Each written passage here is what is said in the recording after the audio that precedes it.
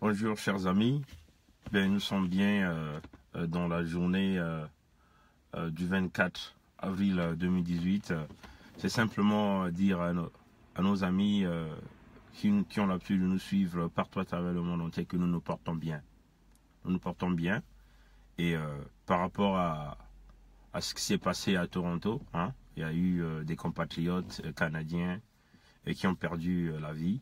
Mais cette vidéo est simplement faire signe pour dire à nos compatriotes que nous nous portons bien parce qu'on a reçu pas mal des messages nous demandant comment allez-vous.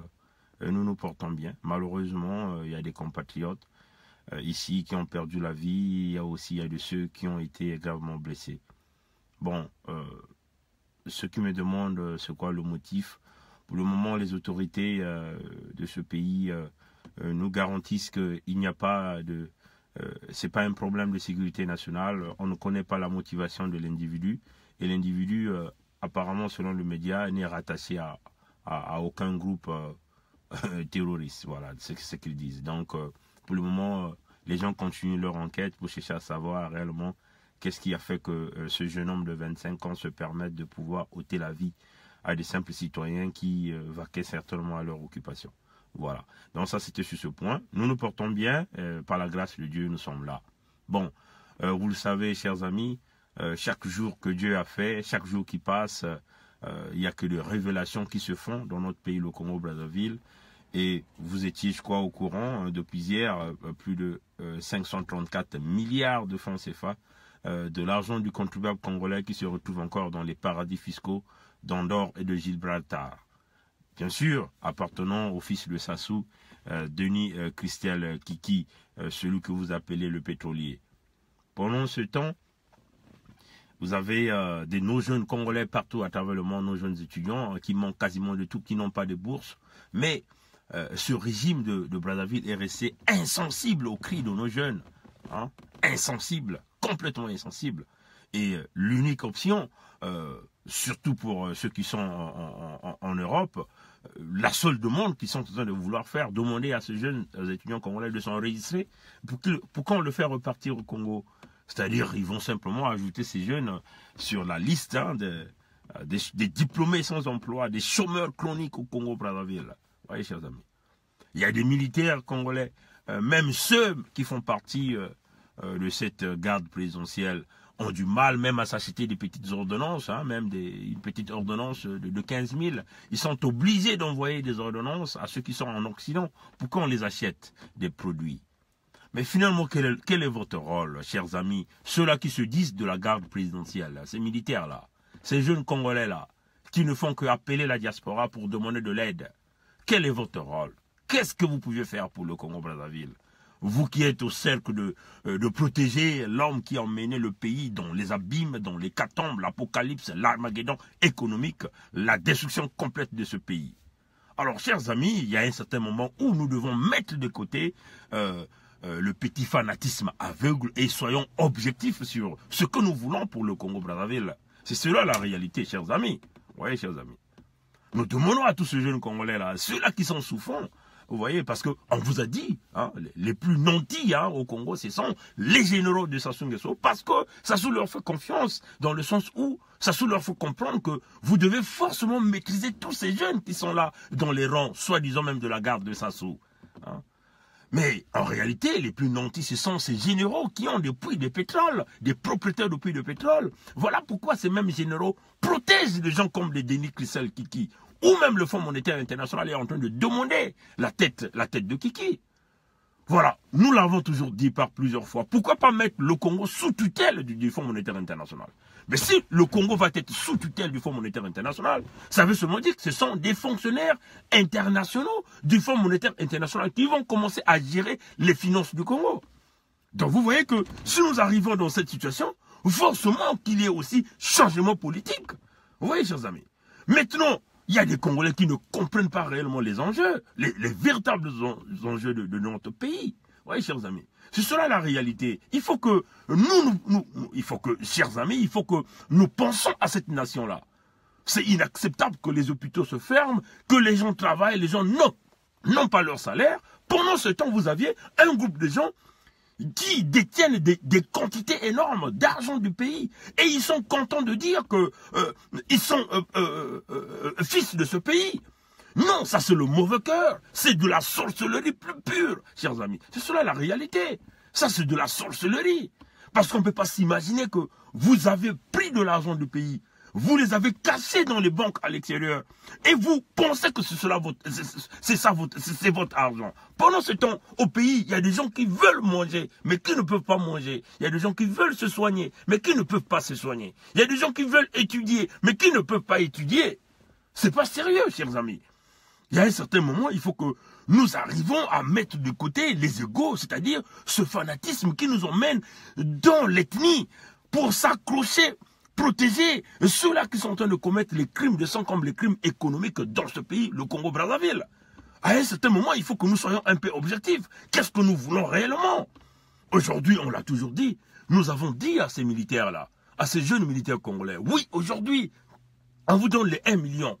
Parce qu'on veut vous corrompre, on veut vous faire taire, on veut vous faire dérouter de votre objectif, qui est celui de protéger le drapeau national congolais. Oui, chers amis. Votre engagement devant le drapeau, vous les avez détournés pour la protection d'un individu, d'une famille. Nous avons dit à ces jeunes, oui, demain on va vous donner 1 million, après-demain on va vous donner 20 millions. Mais ça ne va pas continuer comme ça. Il y a un certain moment, il va y avoir de la rupture.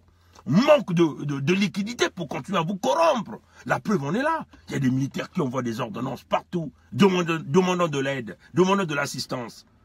Mais alors vous comprenez que ça va continuer à durer tant que vous continuez à supporter ces gens-là au pouvoir. Donc prenez vos engagements. On a toujours dit que le changement du Congo ne partira jamais des généraux, mais ça partira de petits militaires, donc des petits caporaux.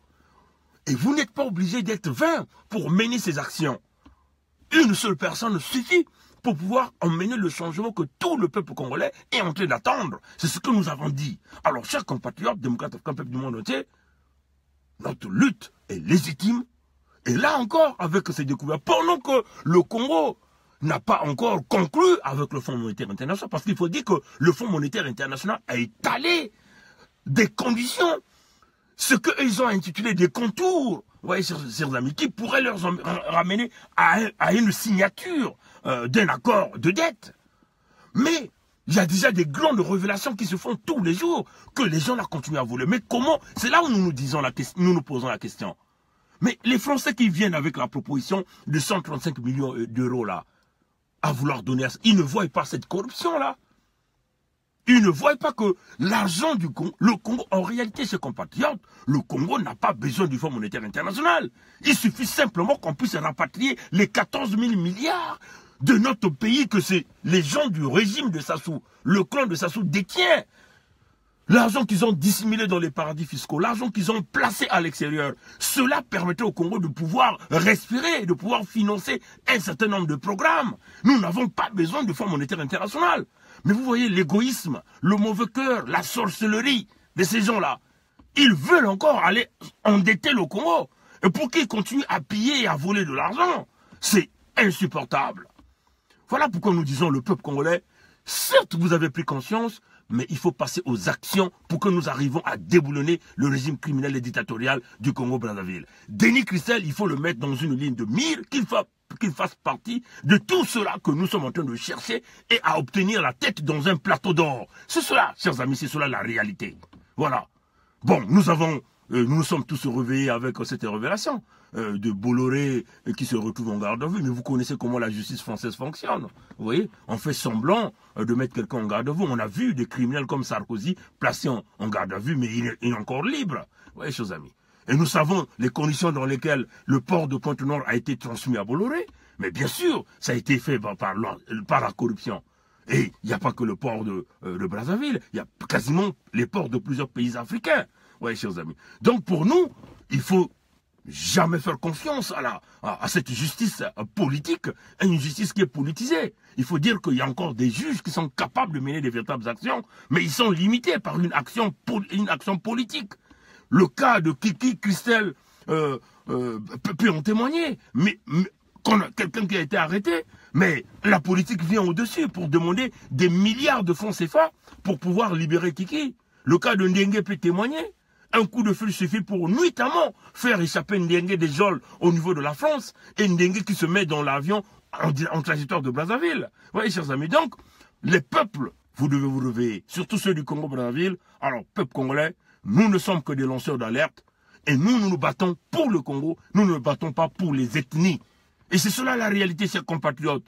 On vous le dit, l'histoire de l'ethnie fait avancer Sassou parce que c'est ce terrain qu'il a construit sa réputation de la destruction, de la séparation. Rassemblons-nous comme un peuple uni pour combattre les antivaleurs, ceux-là qui brisent le Congo. Il n'y a pas que ceux de Sassou. Et à un certain moment, tous ceux-là qui ont travaillé, qui ont pillé de l'argent même au temps de l'Issouba, ils vont répondre à leurs questions.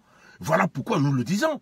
Si nous arrivons à déboulonner le régime criminel dictatorial du Congo-Brazzaville, et forcément, il nous faut mettre en place des états généraux qui nous permettront réellement de démanteler les véritables voleurs et les véritables criminels. Et ceux-là paieront de tout ce qu'ils ont volé à l'État congolais. Que Dieu nous garde, que Dieu nous bénisse, parce qu'il faut qu'on parte. Il était question seulement qu'on fasse ce petit coup de gueule. Et on vous dit que Dieu, pour la prochaine fois. Merci d'avoir suivi le direct. Au revoir.